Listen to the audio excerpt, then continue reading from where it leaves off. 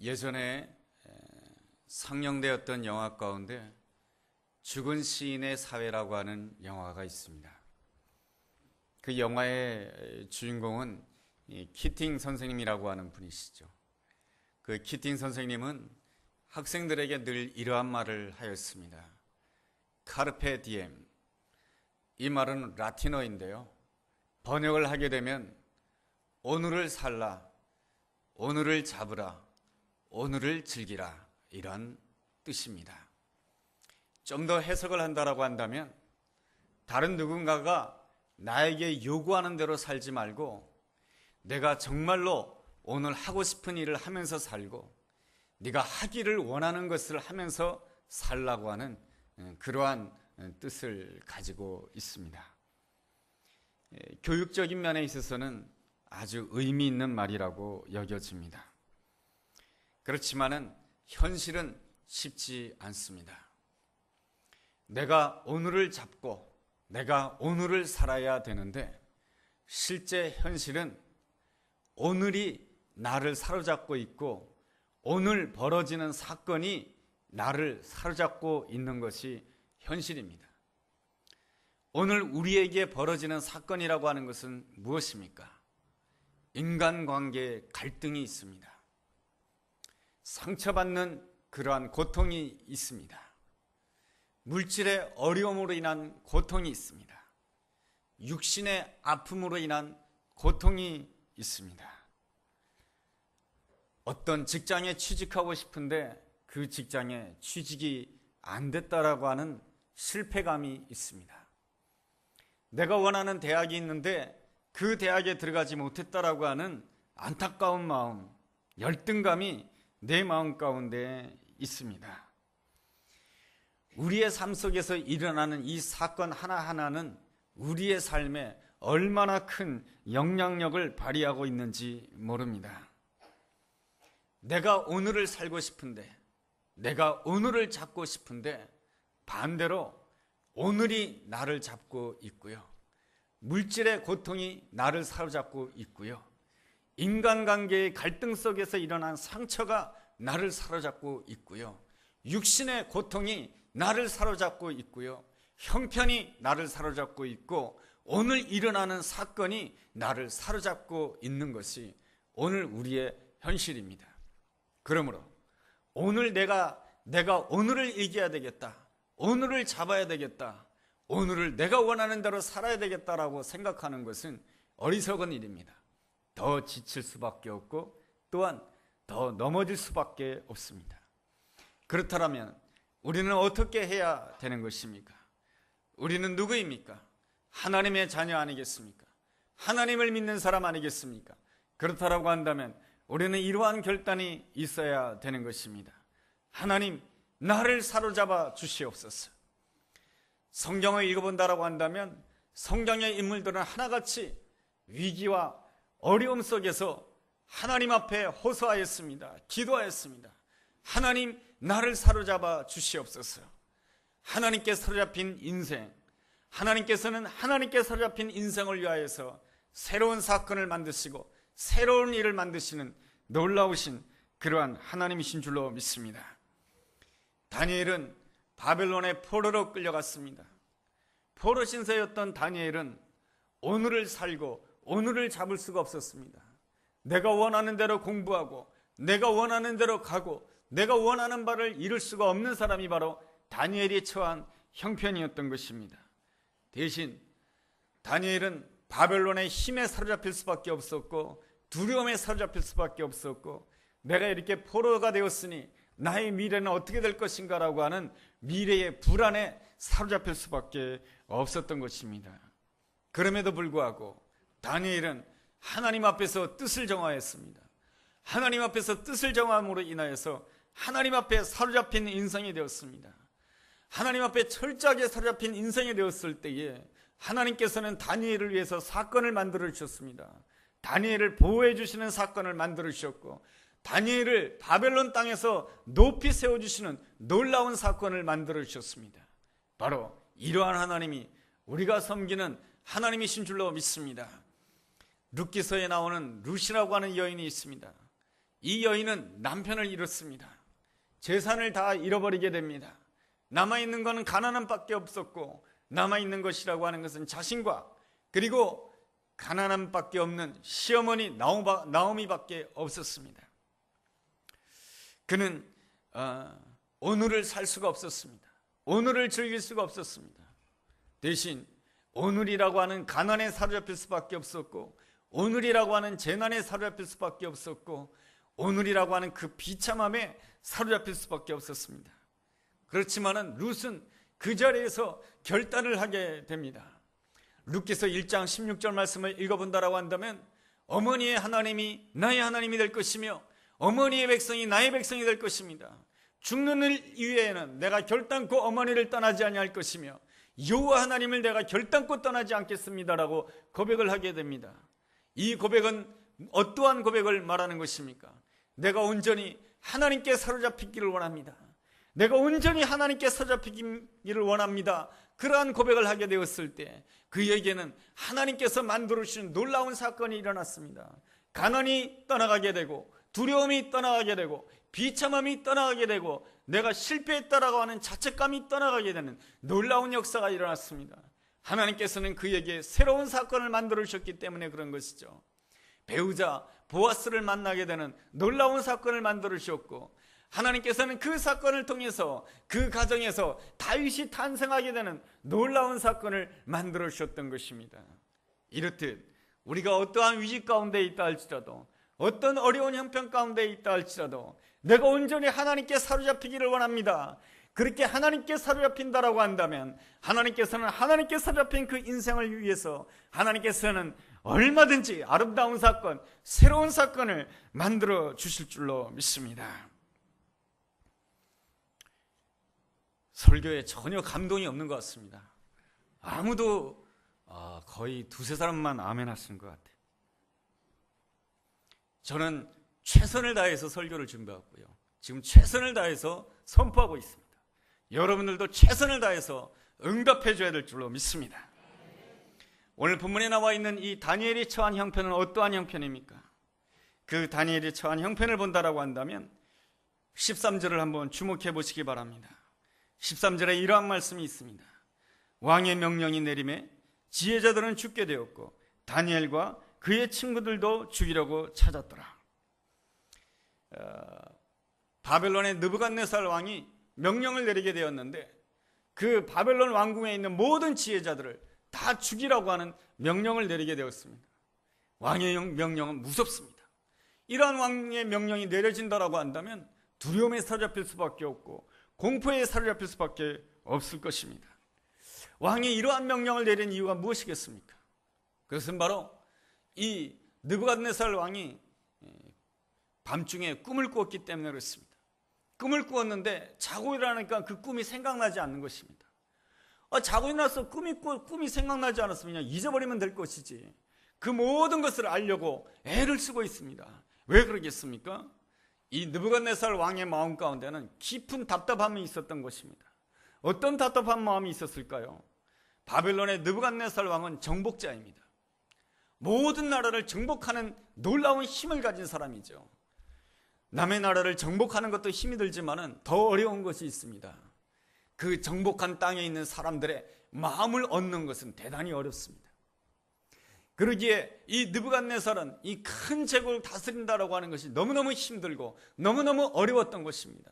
힘으로 군사력을 정복하는 것은 빠르고 순식간에 이루어졌는데 그 모든 사람들을 바벨론 제국 안에 포용한다라고 하는 것이 너무나도 힘들고 너무나도 어려웠던 것입니다. 그것 때문에 이 느부갓네살은 늘 근심하고 걱정하고 있었는데 뭔가 꿈을 꾸었는데 이 꿈이 생각이 나지 않는 것이었습니다. 그래서 이 왕궁 안에 있는 모든 지혜자들에게 명령을 내리게 됩니다. 내가 꾼 꿈이 무엇인지를 말하고 그 꿈에 대한 해석을 나에게 말해달라고 하는 것입니다. 그렇지만은 지혜자들 가운데 상급 지혜자들 가운데 어른들에 해당되는 그 사람들 가운데 어느 누구도 이 왕의 꿈을 말해줄 수 있는 사람이 아무도 없었습니다. 모든 사람들이 하는 이야기라고 하는 것은 이러한 이야기였습니다. 왕이여, 우리들에게 꿈을 이야기해 주십시오. 그렇다라고 한다면 우리가 그 꿈에 대해서 해석해 드리겠습니다. 그렇지만 왕은 꿈이 기억나지 않았습니다. 그래서 한 사람이 11절에 이렇게 말을 하게 됩니다. 11절 말씀이죠. 11절 말씀 보면 이런 말씀이 있습니다. 왕께서 물으신 것은 어려운 일이라. 육체와 함께 살지 않은 신들 외에는 왕 앞에 그것을 보일 자가 없나이다 한지라. 왕께서 물으신 일은 신들 위에는 결단코 알 수가 없습니다. 우리는 모르겠습니다. 이렇게 대답한 이들이 누구입니까? 박수와 술객들이며 점쟁이들인 것입니다. 점쟁이들은 결단코 인생의 깊은 문제를 알 수가 없는 것입니다. 우리가 어떠한 위기에 처한다 할지라도 점쟁이를 찾아가지 말아야 되는 것입니다. 어떤 신문에 보니까 점쟁이를 찾아오는 사람들의 30%가 기독교인이라고 합니다. 미래에 대한 불안감 때문에 하나님을 믿는다고 하지만은 위기에 처하게 되면은 점쟁이를 찾아간다라고 하는 것이죠. 우리는 알아야 되는 것입니다. 점쟁이 뒤에는 사단이 역사하고 있다고 하는 것을 알아야 됩니다. 사단은 점쟁이를 통해서 우리를 미혹하고 점쟁이를 통해서 하나님을 의심하게 만들고 우상을 섬기게 만든다라고 하는 그 사실을 우리는 잘 알아야 되는 것입니다. 점쟁이는 우리 인생의 깊은 어떠한 문제도 풀 수가 없는 것입니다. 그랬을 때에 그 점쟁이가 우리는 이 문제를 풀 수가 없습니다라고 말할 때에 왕은 왕궁 안에 있는 모든 지혜자들을 다 죽이라고 하는 명령을 내리게 됩니다. 왜 이러한 명령을 내렸을까요? 이 왕이 쫓기고 있었다라고 하는 것이고, 그리고 이 큰 제국을 제대로 다스리지 못하는 것에 대한 자기 분노가 있었던 것입니다. 내 할 일을 내가 제대로 하지 못한다고 하는 그 자기 분노 때문에 그 자기 분노를 다른 사람들한테 쏟는 것이죠. 그래서 왕궁 안에 있는 그 지혜자들을 다 죽이라고 명령을 내린 것입니다. 이러한 왕의 명령으로 인하여서 지혜자들은 다 죽을 위기 가운데 있었고, 다니엘도 그의 친구들도 이러한 죽음의 공포에 사로잡힐 수밖에 없었습니다. 그렇지만은 다니엘은 누구입니까? 하나님의 사람입니다. 다니엘은 누구입니까? 하나님께 사로잡힌 사람이었습니다. 그는 온전히 하나님께 사로잡힌 그러한 하나님께 사로잡힘으로 인하여서 하나님께서는 그의 삶을 위해서 새로운 사건을 만들어 주십니다. 어떠한 사건을 만들어 주시는가? 다니엘로 하여금 왕의 꿈을 말하게 하고, 다니엘로 하여금 왕의 꿈에 대한 해석을 말하게 합니다. 그렇게 함으로 인해서 하나님께서는 다니엘을 그 바벨론 지방의 높은 어른으로 세워주시고, 뿐만 아니라 다니엘의 친구들까지 바벨론의 지방 관리로 세워주는 놀라운 역사를 하나님께서는 만들어 주셨던 것입니다. 이렇듯 하나님께서는 하나님께 온전히 사로잡힌 자를 위해서 하나님께서는 날마다 새로운 사건을 만들어 주시는 놀라우신 하나님이신 줄로 믿습니다. 이 아름다운 사건을 우리 모두가 체험하게 되기를 주의 이름으로 축원합니다. 그렇다라고 한다면 우리가 어떻게 해야 하나님께 사로잡힐 수가 있겠습니까? 어떻게 해야 하나님의 그 놀라운 은혜에 사로잡힐 수가 있겠습니까? 첫째로 기도해야 되는 것입니다. 다니엘 역시 왕의 꿈을 말하고 왕의 꿈에 대한 해석을 해야 된다라고 하는 그 이야기를 듣고, 다니엘도 역시 자기의 힘과 재능으로는 이 문제를 풀 수 없다고 생각했습니다. 그렇지만 말이죠, 이 다니엘은 지혜로운 사람입니다. 다니엘은 지혜롭기 때문에 침착한 사람입니다. 지혜롭기 때문에 다니엘은 문제를 피해서 도망가지 않았습니다. 만약에 이 다니엘이 문제를 피해서 도망갔다라고 한다면은 지혜자들을 다 죽이라고 명령을 받은 왕의 근위대장 아리옥에 의해서 죽임을 당했을 것입니다. 그런데 이 다니엘은 문제에 직면하게 됩니다. 그래서 이 다니엘이 누구를 찾아가게 됩니까? 왕의 근위대장 아리옥에게 찾아가게 됩니다. 그 말씀이 바로 15절에 나와 있습니다. 15절과 16절 말씀을 제가 한번 읽어보겠습니다.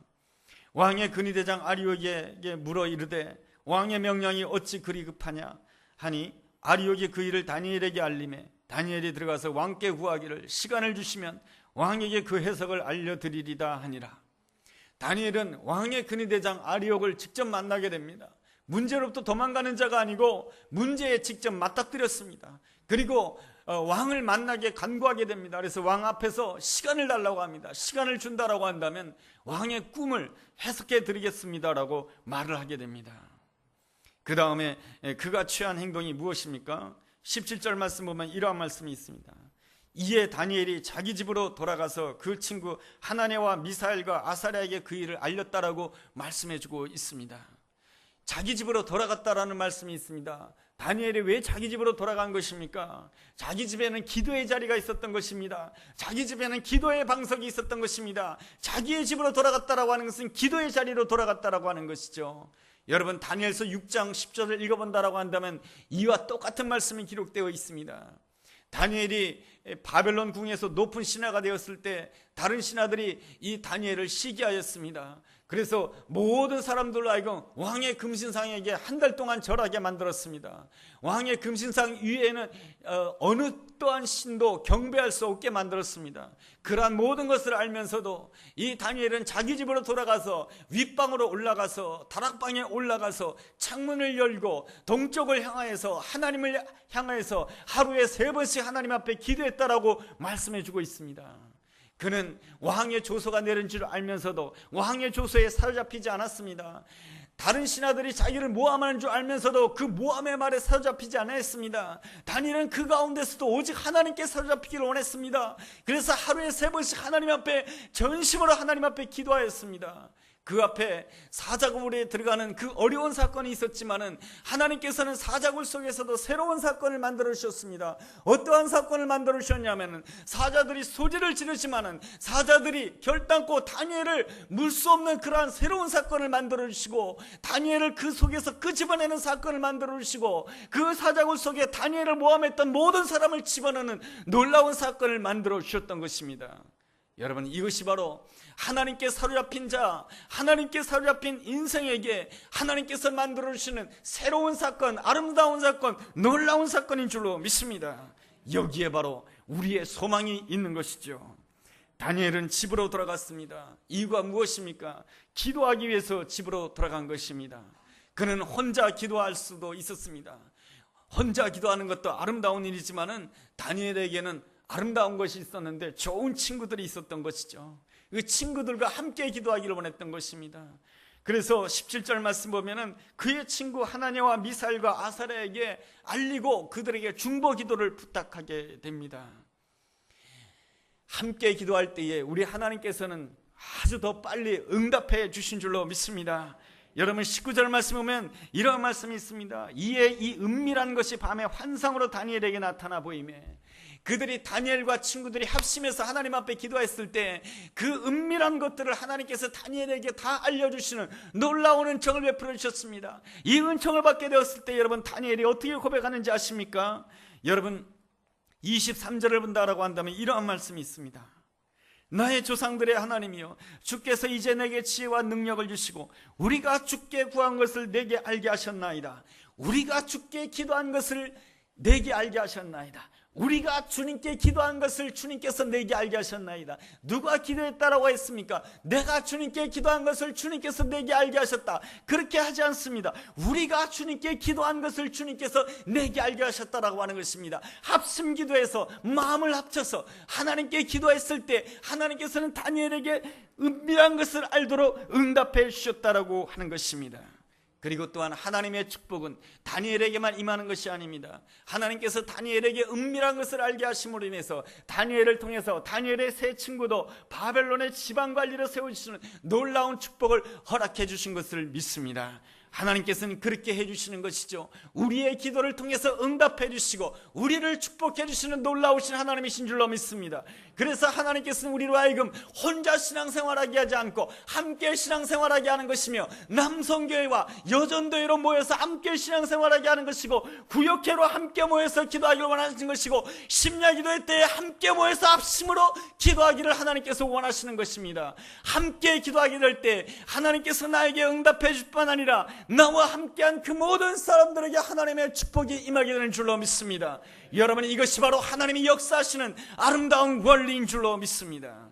둘째로, 하나님 앞에 온전히 사로잡히기 위해서는 좋은 만남이 있어야 되는 것입니다. 다니엘이 비록 바벨론의 포로로 끌려왔지만 그에게 좋은 점이 있었습니다. 그것은 바로 그에게 좋은 믿음의 친구가 있었다라고 하는 것입니다. 좋은 믿음의 친구와 함께 기도한다라고 하는 것은 얼마나 더 아름다운 일인지 모릅니다. 마태복음 18장 20절 말씀에 이러한 말씀이 있습니다.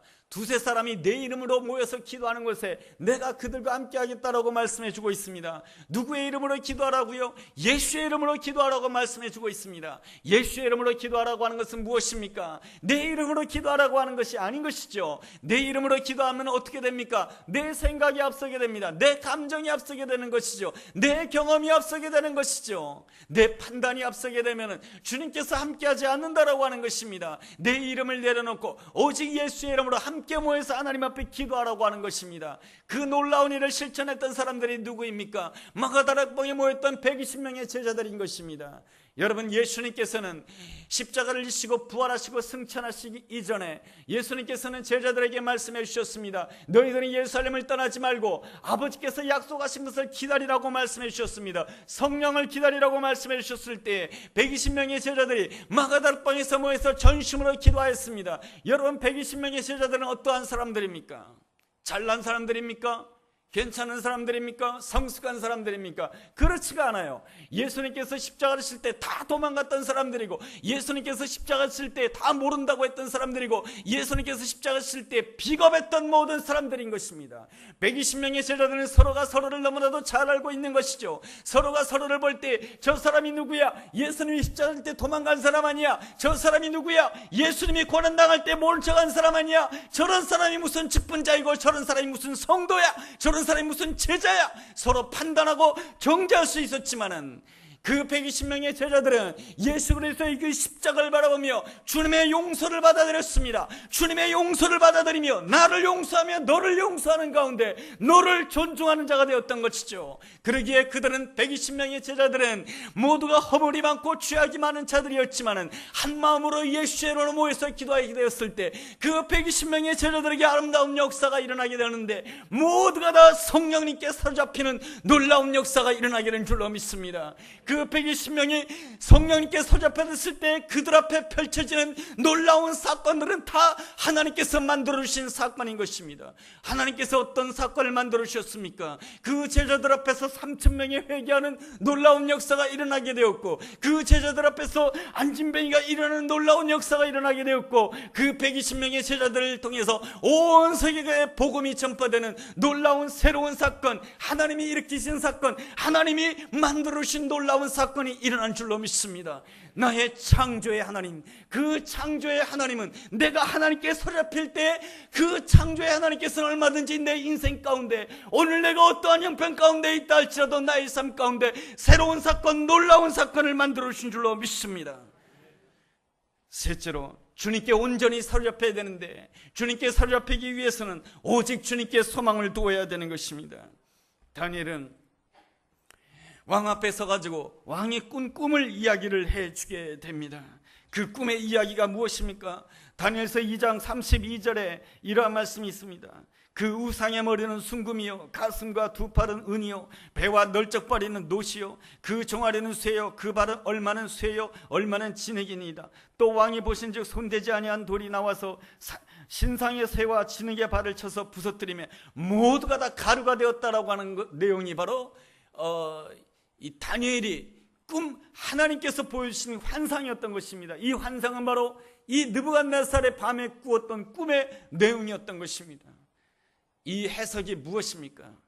금이나 은이나 철이나 쇠나 흙은 바로 이 땅에 세워질, 앞으로 장차 세워질 패권 국가를 말하는 것입니다. 이 패권 국가, 힘을 가지고 군사력을 가지고 세계를 통일하며 패권 국가를 건설한다 할지라도 인간의 손을 닿지 않은 돌이 와서 그 모든 것들을 부서뜨리겠다라고 하는 것입니다. 인간의 손 닿지 않은 돌이라고 하는 것은 누구입니까? 산돌이신 예수 그리스도입니다. 예수 그리스도로 말미암아 세워지게 될 하나님의 나라라고 하는 것이죠. 예수 그리스도로 말미암아 그 모든 것들이 다 부서지게 될 것이다라고 하는 것이 다니엘이 환상을 보고 그 환상을 통한 예언의 메시지였던 것입니다. 여러분, 이 예언의 메시지에는 이 내용도 포함되어 있는 것입니다. 느부갓네살이 세운 이 바벨론 제국도 때가 되면 다 무너지게 될 것이다라고 하는 그러한 내용까지 포함되어 있는 것입니다. 다니엘은 하나님이 주신 그 메시지를 가감없이 느부갓네살 앞에서 증거하게 되었을 때 놀라운 역사가 일어났습니다. 그 사건이 무엇입니까? 다니엘서 2장 46절, 이거는 하나님이 만드신 사건입니다. 46절에 보면 이러한 말씀이 있습니다. 이에 느부갓네살 왕이 엎드려 다니엘에게 절하고 명하여 예물과 향품을 그에게 주니라. 느부갓네살이 누구입니까? 세계 제국의 왕인 것입니다. 느부갓네살은 바벨론 역사에 있어서 최고의 왕입니다. 그 최고의 왕이 누구에게 엎드리고 있습니까? 바벨론 앞에 엎드리고 있습니다. 바벨론 앞에, 아니 다니엘 앞에 엎드리는 것이죠. 다니엘 앞에 엎드린다라고 하는 것은 무엇입니까? 다니엘에게 역사하신 하나님 앞에 엎드린다라고 하는 것이죠. 하나님 앞에 엎드린다라고 하는 것은 무엇입니까? 나의 힘과 능력과 그 모든 권세로 바벨론 제국을 건설했지만 내 인생도 역시 한계가 있다라고 하는 것입니다. 내가 모든 것을 할 수 없다라고 하는 것을 인정하는 사람이 되었다라고 하는 것이죠. 자기 한계를 인정하고 자기의 모자람을 인정하는 사람, 지혜로운 사람 아니겠습니까? 자기의 한계를 인정하고 누구를 세우게 됩니까? 다니엘을 지도자로 세우게 되죠. 뿐만 아니라 다니엘의 말을 받아들여서 이 다니엘의 세 친구 사드락과 메삭과 아벳느고를 바벨론 지방의 관리로 세우는 그러한 일을 하게 됩니다. 이 모든 사건들이 다 어떠한 사건입니까? 하나님께서 만들어 주신 놀라운 사건인 줄로 믿습니다.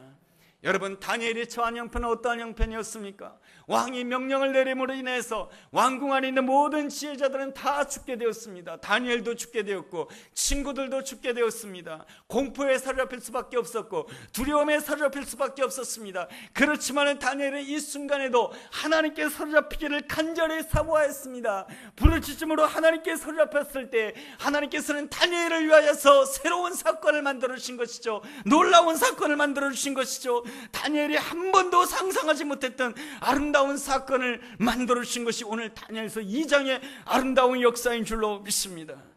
힘들고 어려운 형편에 처하게 되면 나 자신도 모르게 형편에 사로잡히게 됩니다. 나도 모르게 물질이 없다라고 하는 그 고통에 사로잡히게 되고, 나도 모르게 육신의 그 고통에 사로잡히게 되고, 나도 모르게 나에 대해서 헌담하는 그 말 한마디에 내 마음이 사로잡혀서 무너지는 모습이 바로 나의 모습 아니겠습니까? 그것은 아직도 내가 하나님께 온전히 사로잡히지 못했다고 하는 증거인 것입니다.